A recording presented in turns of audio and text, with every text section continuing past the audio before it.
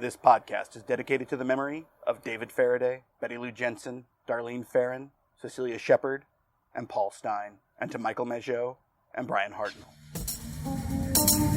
This is Zodiac speaking. A Classic Gunpoint Campus podcast. I'm your host, Chris Garcia. I want to read from the property inventory of the Vallejo Police Department from August 27th, 1992, 11:50, I'm assuming a.m. They had served a search warrant on the home of Arthur Leigh Allen. Here's what they noted. Item 1A, videotape, letter Z, bookcase last wall. 2A, table north wall, Epson computer with printer. 3A, yellow disk container, programs with disks. 4A, docs agreement to VPD, same, in printer. 5A, fruit, juice, either receipt or release. It's hard to read. Bomb formula. 6A, box with blank note paper. 7A, strips of paper, math. 8A, will and instructions for letter to, it looks like either computer, it could be complete VPD. 9A, 5 containers, disks, manuals for 2A. Reporting Officer Conway. This is a fascinating aspect of this. Also, apparently, Allen spelled programs plograms. Who knows? The important thing here is actually the Epson computer. And I say that for a bunch of different reasons. Some of you know I worked for 20 years as a curator at the Computer History Museum. And I believe this computer would have been from somewhere between 1985 and 88. Likely. Not 100% on that. Why is that important? Well, frankly, because what was Arthur Leigh Allen doing with a personal computer in the late 80s, early 90s? I have yet to find any evidence that he was an early net user. We, of course, know that he was, in fact, a pedophile.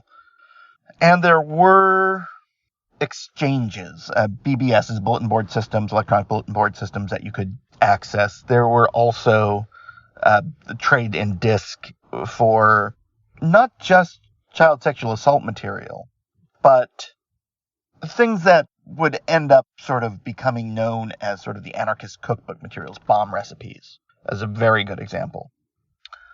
One of the fascinating things about people with computers in the 80s, and even up until I'd say about 92, 93, is they typically had a specific reason for it. For example, I like to play video games. And I had hundreds of discs of games. Some people like to write.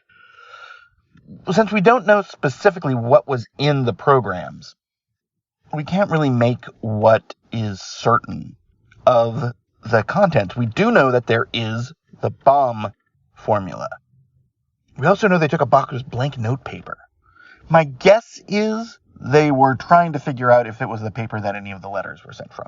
That's fine. That's pretty typical, really. But they found material that obviously made it look like, circumstantially, he could be pointed to as the Zodiac. What they also had, and I am 95% sure they have never fessed up to, is they had a somewhat solid profile from material that was found at specifically the Paul Stein scene, and quite likely also from the Lake Berryessa attack. I've never been 100% on this, but it was sort of hinted at a couple of the Zodiac events I went to in the late 90s, that on the car door, there were a set of prints. The car door that was left at Lake Berryessa. There, of course, were a partial palm print. There were various things. They tested, of course, the DNA on the back of the stamp, and none of it has been able to be thoroughly looked into because of this small sample size. Plus, Don Chaney claiming that Arthur Leigh Allen didn't lick his envelopes.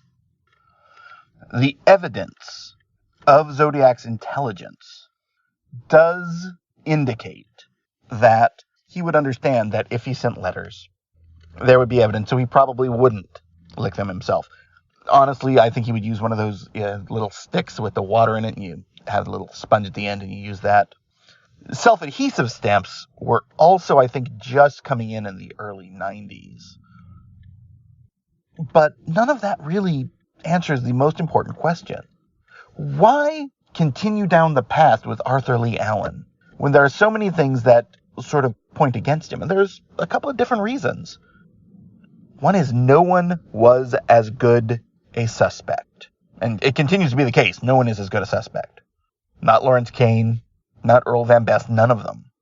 Arthur Leigh Allen is the best suspect. And that's completely based off of circumstantial evidence.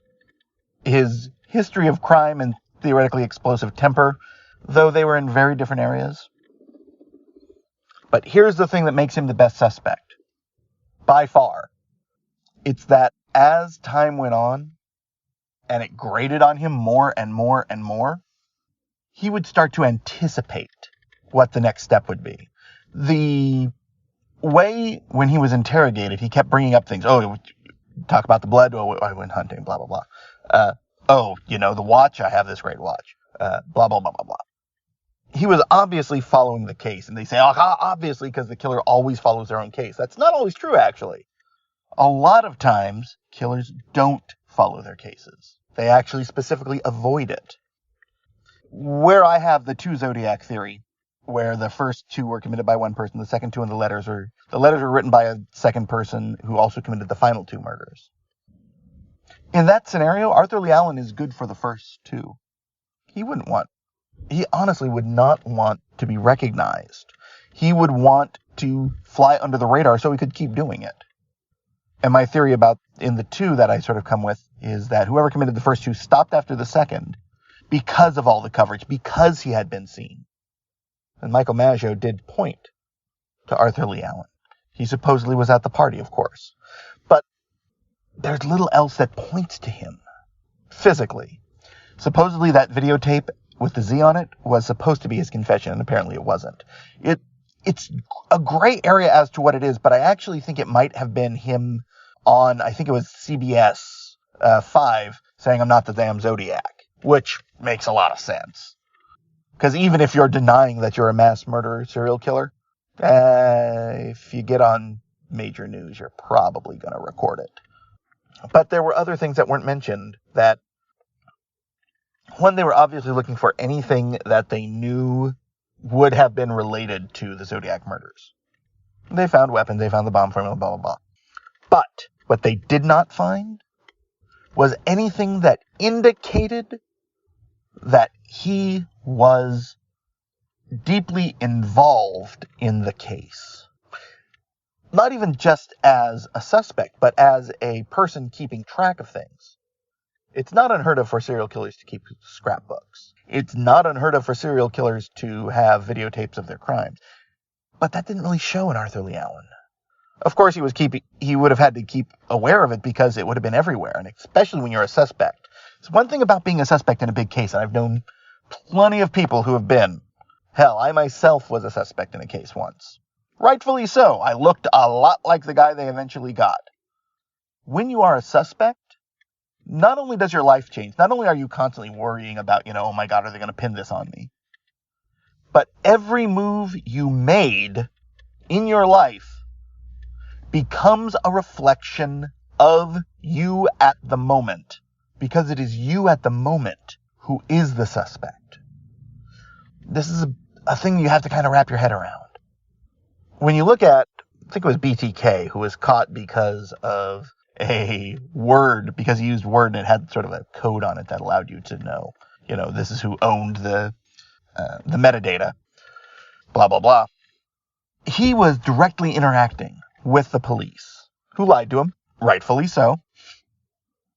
But an interesting fact is, once you have initiated yourself as a suspect, your entire world becomes filling the role of that suspect. And police's goal is to fill that. I've said this before. And what the suspect's goal is almost always is to empty as much of that bucket that is being filled with their past and give an explanation that isn't, I am the killer, I am the criminal. Arthur Lee Allen was not great at that.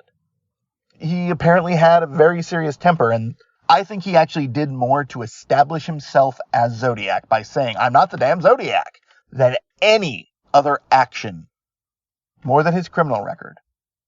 I think she doth protest too much does sort of apply. He's a suspect because of David Toshke's hunch, because of Don Chaney's sometimes questioned thoughts. But the reality is, there's nothing tangible that ties him. Thanks for listening to Zodiac Speaking. Next week, it's going to be a stranger one because I'm talking about Eddie Edwards and a strange series of emails.